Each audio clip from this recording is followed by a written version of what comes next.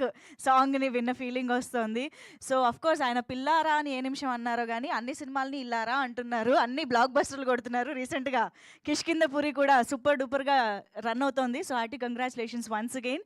So Aditya music ద్వారా ఈ పాటల్ని మనం వింటూ ఉన్నాము, ఎంజాయ్ చేస్తూ ఉన్నాము. అండ్ ఇక మెయిన్ మ్యాటర్లోకి వచ్చేస్తే ఇక్కడ మనం ఈరోజు చెప్పుకోవాల్సింది నాకు తెలిసి ಎಲ್ಲರಿకం నమస్కారం అనాలేమో. సో మంచి కేరళ పువ్వు వాసనతో మళ్ళీ చాలా కాలం తర్వాత మన తెలుగు సినిమా ఆడియన్స్ని ఎంటర్టైన్ చేయబోతున్నారు ఈ సినిమా ద్వారా అని అర్థం అవుతుంది.